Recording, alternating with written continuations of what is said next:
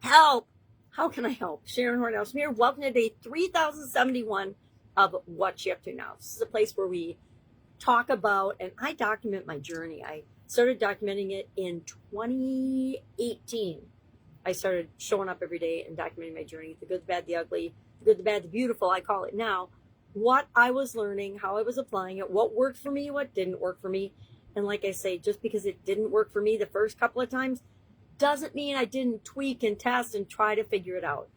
I probably beat a dead horse or a dead unicorn, not a dead unicorn statue, more than I should, because I know that there's always a way to have something work if we give it enough energy and effort and the good old repetitive trying and testing and tweaking until we figure it out.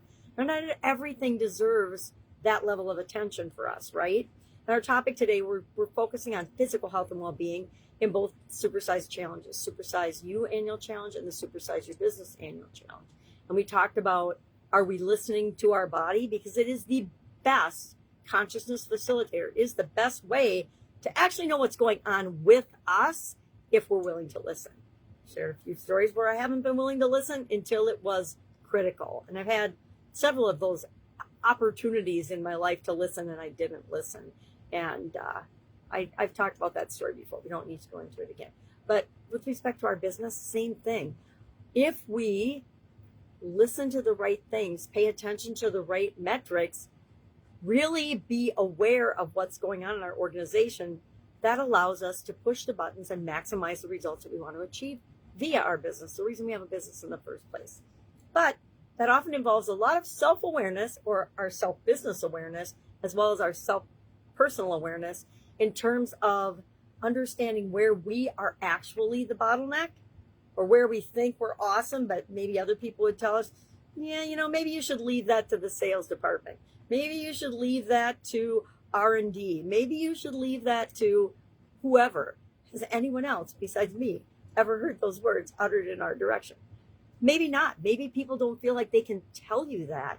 I was fortunate that I am like, yeah, please let me know, because I'm always looking for ways to improve and make sure that I am showing up the way the people that I'm interacting with need me to show up. Learned a long time ago that my job, my responsibility, my role in any of the businesses I'm involved in or the companies that I work for is to support the people that report to me, not the other way around. They're not there to make me look good. I am there to help them look good. And if you go into life in your business with that perspective, I am here to make my ideal customers and my customers' life absolutely better than they even imagined possible for themselves. That's why I'm here.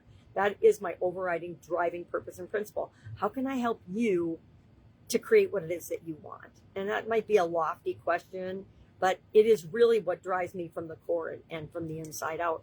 It's why I do the things that I do. It's why I pick and choose the things that I will pay attention to and focus on, like setting up a school community, simplifying everything that I'm doing. The older I get, the more I want and the more I understand. Making things complicated and hard and really regimented is not the way to achieve the results that I want for myself and the people that I interact with. It's actually, and believe me, I was that way for a really long time. I'm a total process oriented, document the processes, continually improve person by nature. And I realized that in some situations that's absolutely appropriate. In a lot of situations it's not. And so what do we do in those situations? Anyway, topic for another day. I am hearing rain around me, and so I got to figure out a way to let dogs out in the rain and me not get sopping wet.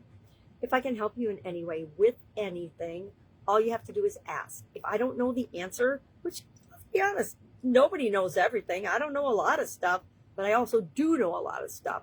Or I know somebody who knows a lot of stuff about whatever it is that you're talking about or looking into. Just ask. Reach out and ask. And if I don't know the answer, I will tell you and I will point you in the right direction. Or I will hook you up with somebody that I know knows the answer to the thing you need next, right? So often we get this big list of things that we think we need to work on, and instead of prioritizing it and just picking the next right thing, the next right, most important thing for you, we worry about all the other things and then we never do anything. Anybody guilty of that? I am not anymore, but I will admit that I do get paralyzed and frozen in certain areas, especially things that are outside my comfort zone. I'm actually in a coaching program right now that is head on addressing something that is very much outside my comfort zone. And other people are rocking and rolling this. It's a group coaching program.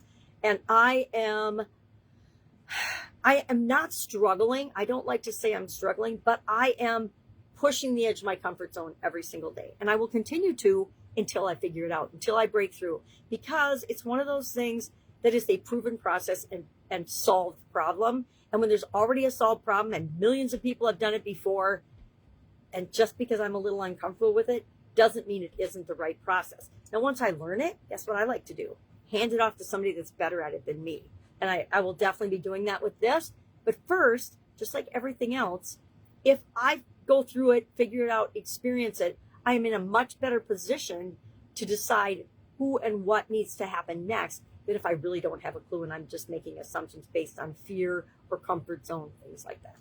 All right, that's it. If I can help in any way, ask. Otherwise, have an amazing day. And I'll, of course, see you tomorrow.